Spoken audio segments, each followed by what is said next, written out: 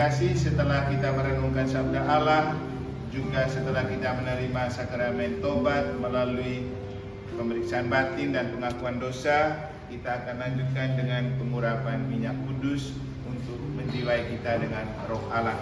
Maka dari itu marilah kita mempersiapkan batin dengan kita memuji dan memuliakan minyak yang dianugerahkan Tuhan. Boleh berdiri,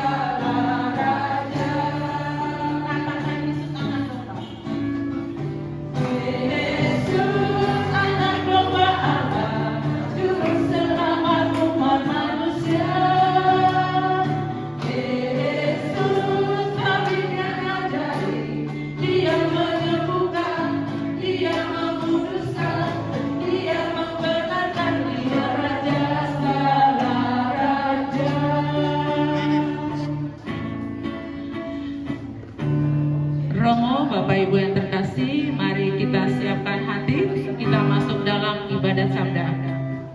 Kita naikkan lagu pembukaan Semua Baik.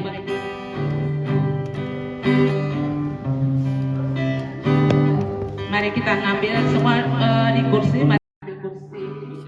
Kita siapkan. Iya, kan keliling dong seperti biasa. Kita masuk dalam ibadat sabda. Lurusin. Mas dong. Tes. Ya, sudah. Hidupku dalam tangan-Mu, dalam rencana-Mu Tuhan. Rencana indah Engkau siapkan. Jadi ini dia langsung ibadat ini habis homili langsung dengan mereka ibadat tobat. Nah.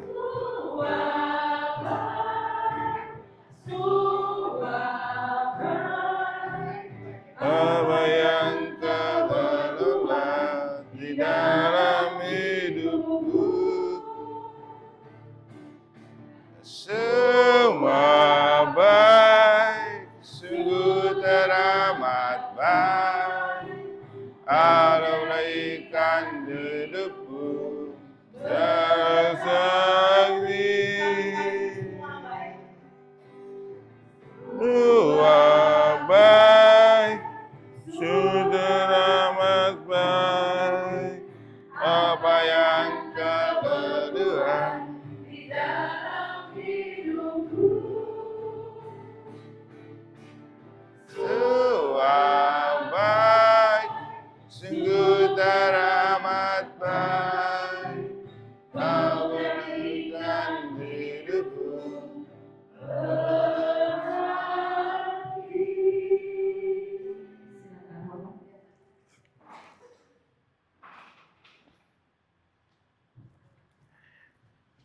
Frater, Bapak Ibu Saudara-saudari, para orang tua yang saya kasih dalam Tuhan, sebelum merayakan Natal, marilah kita mempersiapkan diri untuk kita pantas dan layak mengalami kembali kelahiran Kristus sesuai dengan konteks, kondisi, dan keberadaan kita masing-masing. Nanti Opa dan Oma kalau mau datang bisa rayakan di sini, kalaupun tidak bisa secara live streaming dari rumah.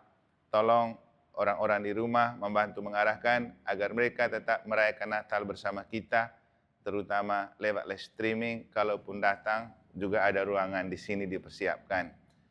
Maka agar kita pantas dan layak mengalami kembali kelahiran Yesus pada perayaan Natal, kita mohon berkat dan rahmat Tuhan untuk menjamah hati, menjiwai diri kita, agar hati kita menjadi palungan yang pantas untuk kelahiran kembali Yesus pada perayaan Natal nanti.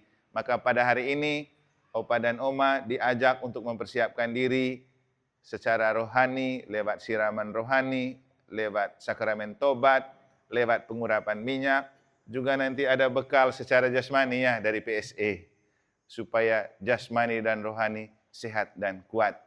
Juga teman-teman dari kelompok PDKK juga telah membangkitkan semangat kita untuk semuanya baik-baik saja, seperti lagu pembuka tadi. Semoga semua baik. Mari kita awali dengan menandai diri kita dengan tanda kemenangan Tuhan. Dalam nama Bapa dan Putra dan Roh Kudus, amin. Rahmat Tuhan kita Yesus Kristus, cinta kasih Allah dan persekutuan Roh Kudus bersamamu. Tuhan Yesus Kristus, Engkau diutus untuk menyembuhkan orang-orang yang remuk dalam hatinya. Tuhan, kasihanilah kami. Engkau datang untuk memanggil orang-orang yang berdosa. Kristus, kasihanilah kami. Engkau duduk di sisi Bapa sebagai pengantara kami. Tuhan, kasihanilah kami. Semoga Allah yang Maha Kuasa mengasihani kita, mengampuni dosa-dosa kita, dan menghantarkan kita kepada kehidupan yang kekal. Marilah kita berdoa. Allah Bapa yang Maha Kasih, kami bersyukur karena kasih sayang-Mu yang begitu luas telah membuat-Mu mengirimkan kami Yesus Putra-Mu yang lahir sebagai penyelamat melalui kandungan Maria dan keluarga kudus Nazaret. Engkau tahu bahwa Engkau sendirilah yang telah mempersiapkan kandungan Maria untuk menjadi suci dan kudus dan tanpa noda, sejak ia juga dikandung dalam rahim nenek dan kakek Yesus, Ana dan Yoakim. Dan di hadapan kami juga orang tua kami berkumpul. Mereka telah melahirkan banyak anak-anak dan cucu. Dan mereka juga telah mengantar anak-anak dan cucu dalam persatuan dengan Kristus melalui baptisan dan hidup menggereja. Maka kami mohon agar Engkau menyertai dan memberkati mereka senantiasa, sebagaimana Engkau menyertai dan memberkati kakek dan nenek Yesus, Santo Yoakim dan Ana. Semoga peristiwa kelahiran Kristus yang akan kami rayakan menyucikan hati dan jiwa mereka, agar pantas dan layaklah mereka menemukan kedamaian dan cahaya Natal yang Engkau anugerahkan kepada kami. Dan semoga Bethlehem, tempat di mana para gembala pergi untuk menjumpai Yesus, juga mereka temukan dalam hati, keluarga, anak-anak, dan cucu mereka, juga dalam hidup menggereja, melalui Yesus Kristus, Putra-Mu Tuhan dan pengantara kami, yang bersama dengan Dikau dalam persekutuan dengan Roh Kudus, hidup dan berkuasa Allah sepanjang segala masa. Mari kita mendengarkan sabda Tuhan. Tuhan bersamamu. Inilah Injil Tuhan kita Yesus Kristus menurut Lukas. Dimuliakanlah Tuhan. Di daerah itu ada gembala-gembala yang tinggal di padang menjaga kawanan ternak mereka pada waktu malam. Tiba-tiba berdirilah seorang malaikat Tuhan di dekat mereka, dan kemuliaan Tuhan bersinar meliputi mereka, dan mereka sangat ketakutan. Lalu kata malaikat itu kepada mereka, "Jangan takut, sebab sesungguhnya aku memberitahukan kepadamu kesukaan besar untuk seluruh bangsa. Hari ini telah lahir bagimu juru selamat, yaitu Kristus Tuhan di kota Daud. Dan inilah tandanya bagimu, kamu akan menjumpai seorang bayi dibungkus dengan lampin dan terbaring di dalam palungan." Dan tiba-tiba tampaklah bersama-sama dengan malaikat itu sejumlah besar bala tentara surga yang memuji Allah, katanya, "Kemuliaan bagi Allah di tempat yang maha tinggi, dan damai sejahtera di bumi di antara manusia yang berkenan kepadanya." Setelah malaikat-malaikat itu meninggalkan mereka dan kembali ke surga, gembala-gembala itu berkata seorang kepada yang lain, "Marilah kita pergi ke Betlehem untuk melihat apa yang terjadi di sana, seperti yang diberitahukan Tuhan kepada kita." Lalu mereka cepat-cepat berangkat dan menjumpai Maria dan Yusuf dan bayi itu yang sedang terbaring di dalam palungan. Dan ketika mereka melihatnya, mereka memberitahukan apa yang telah dikatakan kepada mereka tentang anak itu. Dan semua orang yang mendengarnya heran tentang apa yang dikatakan gembala-gembala itu kepada mereka. Tetapi Maria menyimpan segala perkara itu di dalam hatinya dan merenungkannya. Maka kembalilah gembala-gembala itu sambil memuji dan memuliakan Allah, karena segala sesuatu yang mereka dengar dan mereka lihat, semuanya sesuai dengan apa yang telah dikatakan kepada mereka. Demikianlah sabda Tuhan, terpujilah Kristus.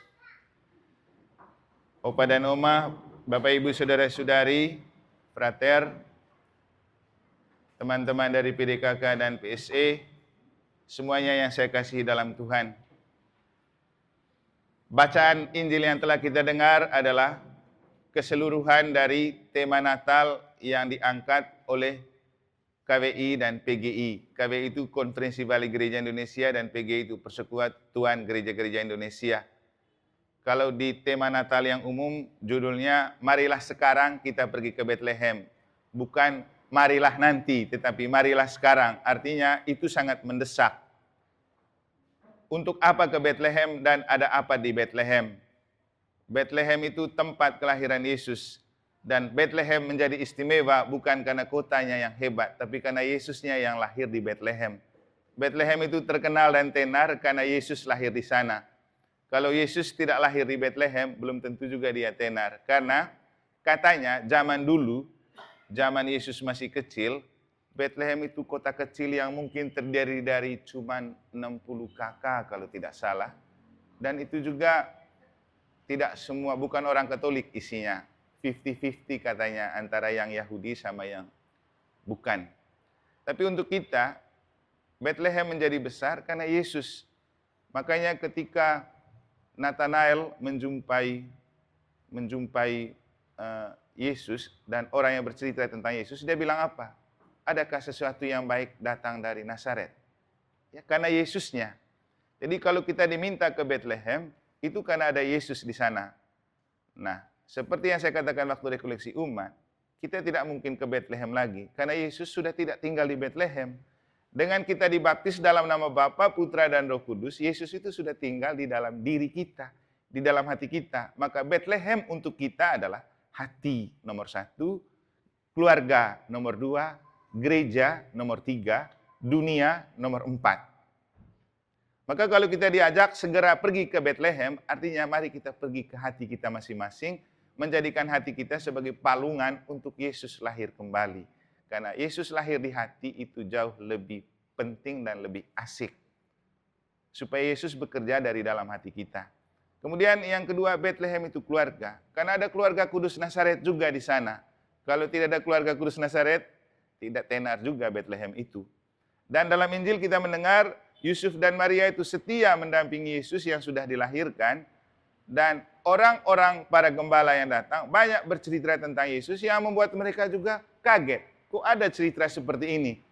Tapi Maria menyimpan semua perkara itu dalam hati. Untuk kita, keluarga adalah Bethlehem. Maka Yesus lahir di kota Bethlehem, dan kita sekarang pergi ke Bethlehem, artinya mari kita pergi ke keluarga kita masing-masing. Lihat situasi dan kondisi di dalam keluarga kita masing-masing. Jangan sampai tidak ada damai di keluarga. Karena Yesus itu lahir sebagai Raja Damai. Saya mendengar banyak cerita dan melihat banyak kenyataan. Biar Natal beberapa kali, masih ada juga adik kakak yang belum berdamai-berdamai kan. Bertengkar terus, entah rebut aset kah, rebut barisan kah, rebut apa saja. Bertahun-tahun, tapi Katolik, dan setiap tahun juga merayakan Natal. Terus untuk apa Natal? Kalau tidak ada kelahiran baru. Nah, kenapa saya bicara begini? Karena opa oma ini yang punya anak-anak dan cucu yang sering bertengkar itu. Pasti ada kan?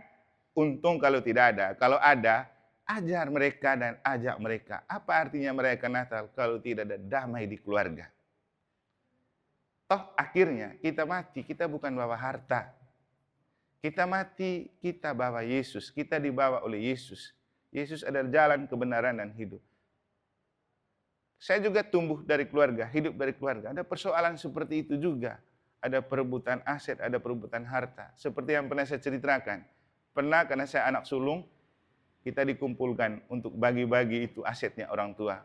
Ada adik saya yang karena dia tidak sekolah, dia memang tidak mau sekolah, dia merasa karena dia tidak sekolah, dia harus dapat lebih banyak. Yang lain karena sekolah bilang, jangan dapat lebih banyak. Sudah, setelah dibagi, saya lalu bilang begini, bagaimana, sudah cukup?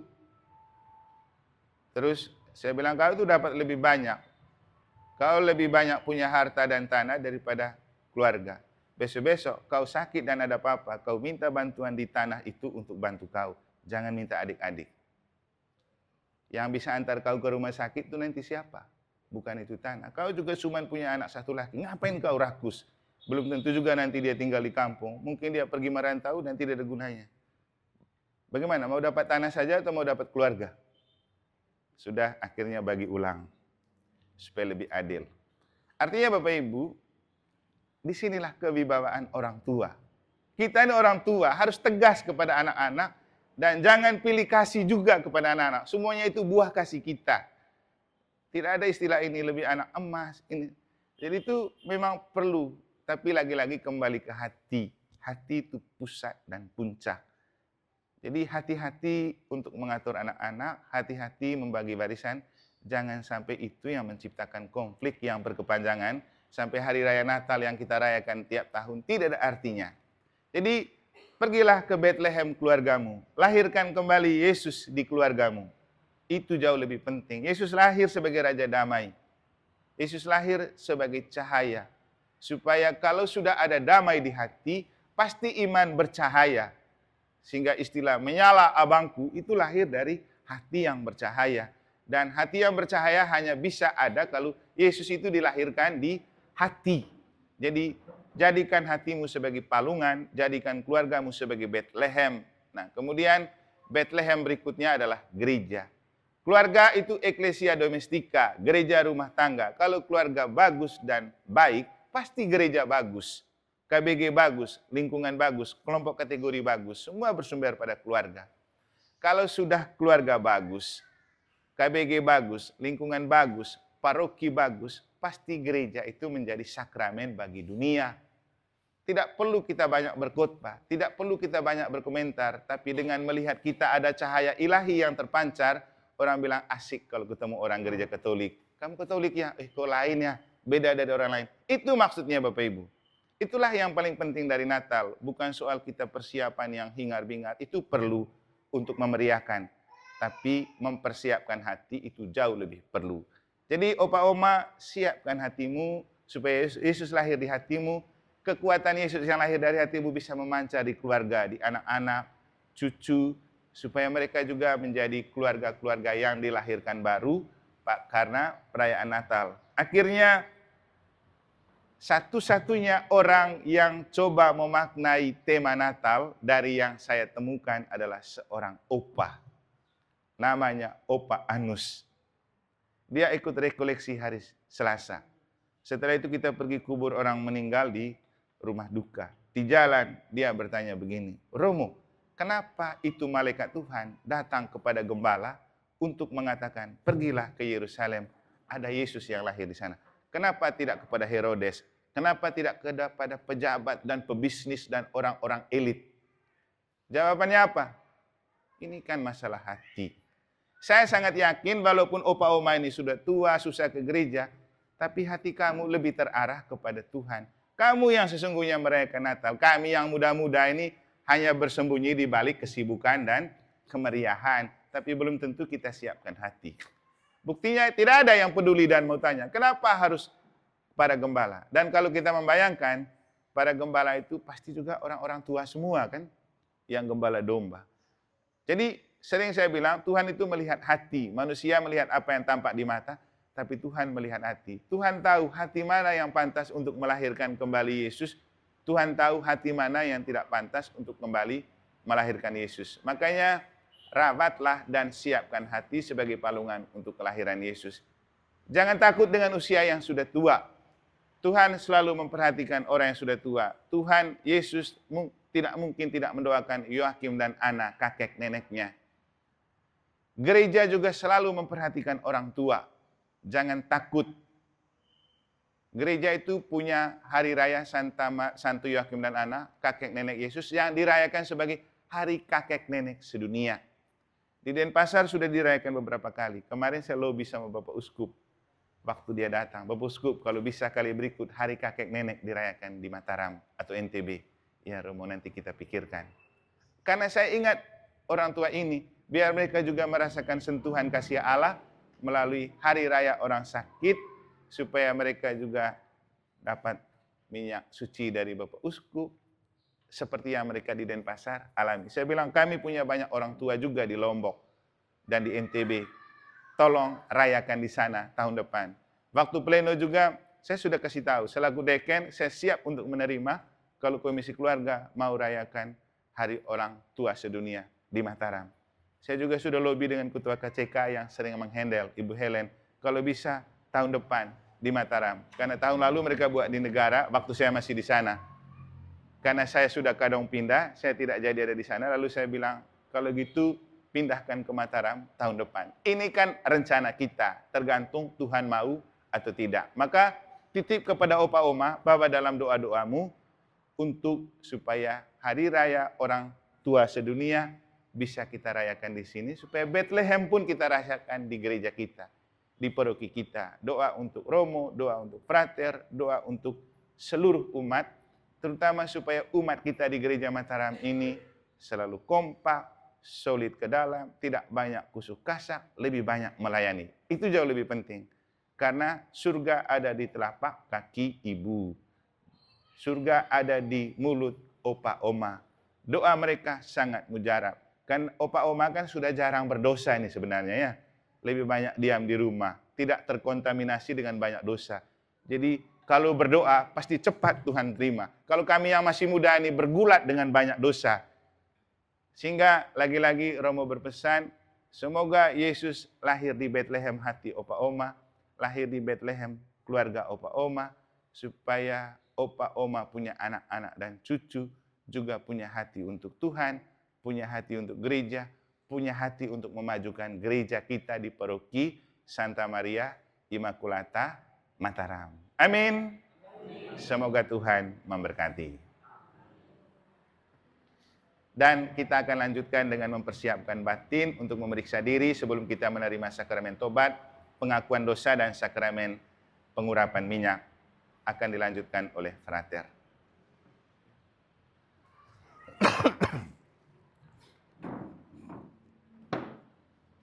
Bapak yang terkasih, mari kita lanjutkan dengan pemeriksaan batin. Kita hening sejenak, kita siapkan hati kita. Saudara-saudara yang terkasih, kini marilah kita melihat keadaan diri kita, segala kekurangan dan dosa kita. Kita ingin menyesali semuanya itu dan mohon belas kasih serta pengampunan Allah, serta membangun niat yang baru untuk perjalanan hidup kita selanjutnya. Kita hening sejenak, kita sadari segala macam kecenderungan kita terhadap dosa dan segala macam kelemahan kita, agar kita siap dalam menyambut sakramen tobat.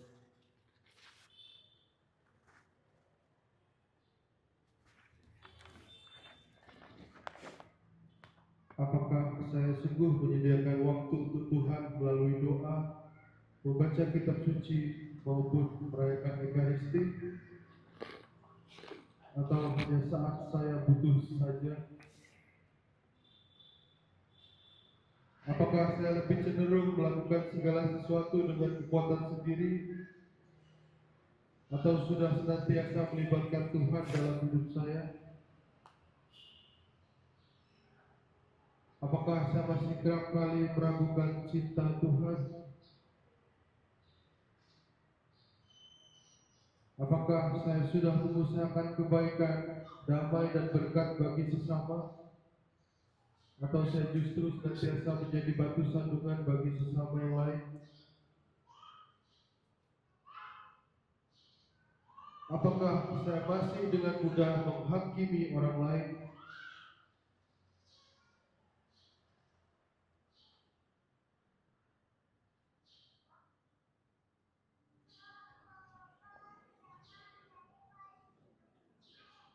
Apakah saya masih percaya terhadap hal-hal yang tidak berasal dari Tuhan?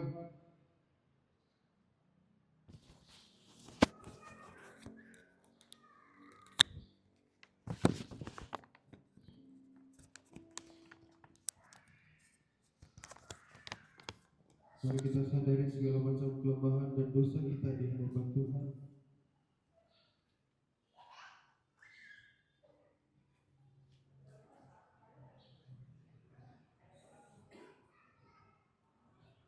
Saudara-saudara terkasih, kini nyatakanlah sesal dan tobat kita kepada Allah yang penuh belas kasih. Allah yang maha rahim, aku menyesal atas dosa-dosaku, sebab patut aku engkau, terutama sebab aku telah menghina engkau, yang maha murah dan maha baik bagiku. Aku benci atas segala dosaku, dan berjanji dengan pertolongan rahmatmu, hendak memperbaiki hidupku, dan tidak akan berbuat dosa lagi. Allah, ampunilah aku orang yang berdosa. Mari kita bangkit berdiri, kita satukan doa kita dengan doa yang Tuhan ajarkan kepada kita. Bapa kami yang ada di surga, dimuliakanlah namamu, datanglah kerajaan, jadilah kehendakmu di atas bumi seperti dalam surga. Berilah kami pada hari ini, dan ampunilah kesalahan kami, seperti kami mengampuni yang bersalah kepada kami. Dan janganlah masukkan kami ke dalam pencobaan, tapi bebaskanlah kami dari yang jahat. Amin. Marilah berdoa. Allah Bapa yang Maha Kuasa, kami bersyukur atas rahmat pengampunan yang telah kami terima. Bantulah kami agar kami semakin masuk ke dalam karya keselamatan-Mu yang membaharui hidup kami, mengobarkan semangat, serta menumbuhkan iman, harapan, dan kasih kami. Semoga kami pun dapat menghidupi rahmat pengampunan yang telah kami terima dalam hidup sehari-hari bersama sesama dan cintaan, dengan pengantaran Kristus Tuhan kami. Amin. Kita mohon berkat dari Romo Allah. Tuhan bersamamu. Kita sekalian, orang tua kita ini dan seluruh persiapan kita menyambut perayaan Natal, juga seksi PC dan teman-teman dari kelompok PDKK. Rangkaian kegiatan kita hari ini juga sakramen tobat yang akan kita nikmati. Dunia ini dan segala isinya dibimbing, dilindungi dan dilimpahi oleh berkat Allah yang Maha Kuasa, Bapa dan Putra dan Roh Kudus. Amin. Upacara ibadat telah selesai, kita lanjutkan dengan acara selanjutnya.